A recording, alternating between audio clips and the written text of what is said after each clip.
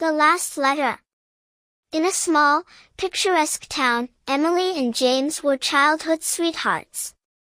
Their love blossomed over the years, and by the time they were in their 20s, everyone in the town knew them as an inseparable pair. James, with his bright smile and steadfast determination, had dreams of joining the army to serve his country, while Emily dreamed of a life filled with love and family. One fateful spring, James was called to serve overseas. On the morning of his departure, Emily stood at the train station, clutching his hand, tears streaming down her face. He promised her, "No matter where I am, I'll write to you every day." For months, Emily waited eagerly for the mail to arrive. Each letter was a piece of his heart, a lifeline connecting them across the miles. His words painted vivid pictures of his life on the battlefield, his longing to come home, and his unwavering love for her. Then, one day, the letters stopped. Emily's heart sank. Days turned into weeks, then months. She asked everyone she could, neighbors, the postman, even the army officials, but no one could tell her what had happened to James. Emily never moved on. She spent her days alone in the house they had dreamed of sharing. Decades passed, and the once vibrant woman grew old, carrying a quiet sadness with her. One day, while cleaning out the attic, Emily stumbled upon an old, dusty box. When she opened it, her breath caught in her throat. Inside were dozens of unopened letters, all addressed to her in James's handwriting. She realized that someone, likely her jealous cousin who had disapproved of their relationship, had hidden them away. Her hands trembled as she opened the first letter. In it, James spoke of his undying love for her and his dreams of returning home. As she read on, tears streamed down her face. The final letter revealed that James had been gravely injured but had written to her until his last moments. His final words were, "Even if I can't be there, know that my heart will always be yours. Forever, my love." Emily sat in her attic, clutching the letters, realizing too late that James had never stopped loving her. Though he was gone, his words gave her a bittersweet comfort. She spent the rest of her days reading his letters, feeling as though he was still by her side. And so, in her quiet home, surrounded by James's words, Emily found a semblance of peace, knowing their love had endured, even through the silence. The last letter, Part 2. Years passed since Emily discovered James's hidden letters. Though they brought her a sense of peace, they also ignited questions she could never answer. Why had life been so cruel as to keep them apart? Why had no one told her the truth? The letters became her only solace, and she read them every evening by candlelight, imagining James's voice whispering the words. One evening, as Emily sat on her porch, she noticed a young man wandering through the neighborhood, clutching a small, weathered journal. He looked lost, his gaze scanning each house as though searching for something, or someone. When their eyes met, he hesitated before approaching. "Excuse me," he said, his voice kind yet hesitant. "Are you Emily?" "Yes," she replied, confused but intrigued. He introduced himself as Michael, a historian who had spent years researching soldiers from World War II. During his research, he had stumbled upon James's name and letters he had written to his fellow soldiers about Emily. "I believe these might belong to you," Michael said, handing over the journal. Emily's hands trembled as she opened the cover. Inside were James's personal reflections, letters he had written but never sent, photographs, and sketches of her face. Each page revealed the depths of his love and his unyielding hope to return home. One entry stood out.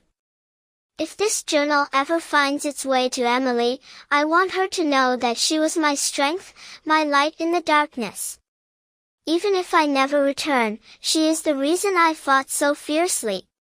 Michael explained that James had given the journal to a fellow soldier before his final mission, asking him to deliver it to Emily. But in the chaos of war, the journal had been lost, only to resurface decades later in an archive.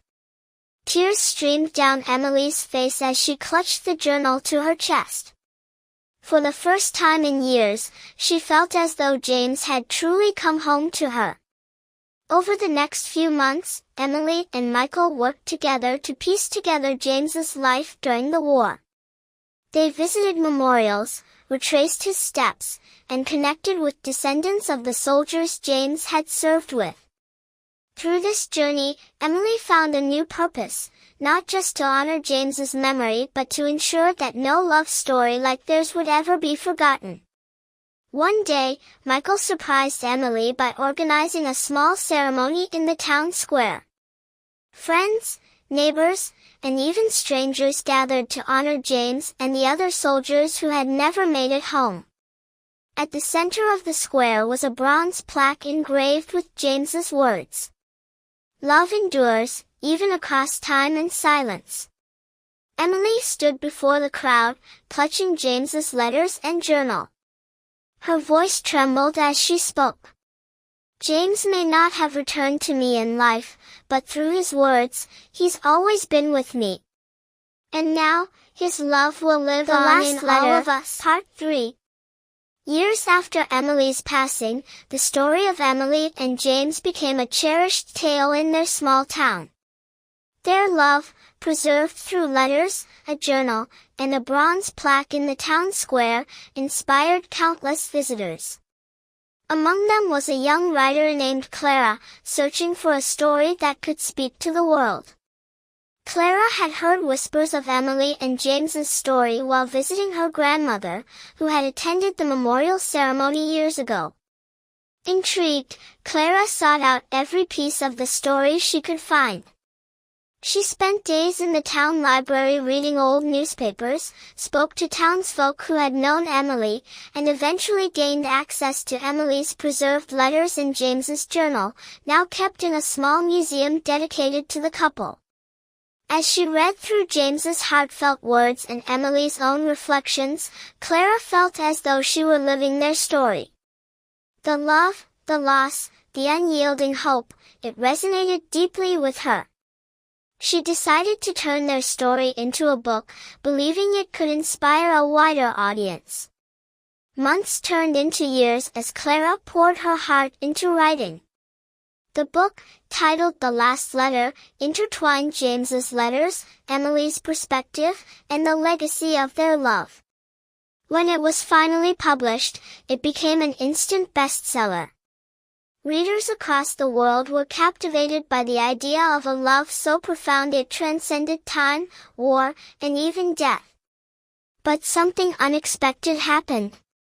As the book gained popularity, Clara began receiving letters, hundreds of them, from people who had their own stories of lost love, war, and enduring memories. Among the letters was one from an elderly man named Henry, who claimed to have served with James during the war. "I never had the courage to write before," Henry's letter began. "But I feel James would want you to know the truth about his final moments." Clara traveled to meet Henry, who lived in a modest home surrounded by photographs and mementos of his own life. With trembling hands, Henry shared a faded photograph of James and himself, taken during a brief respite from battle.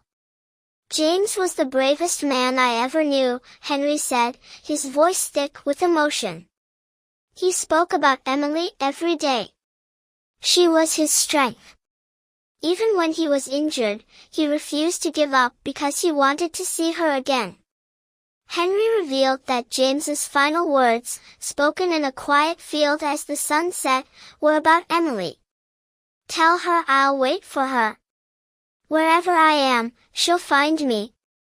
Moved by Henry's account, Clara added this revelation to a new edition of her book.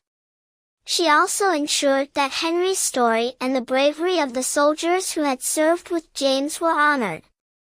As the years passed, the last letter became more than just a story, it became a movement.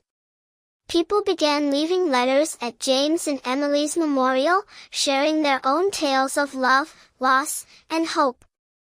The town erected a larger monument, inscribed with James's final words.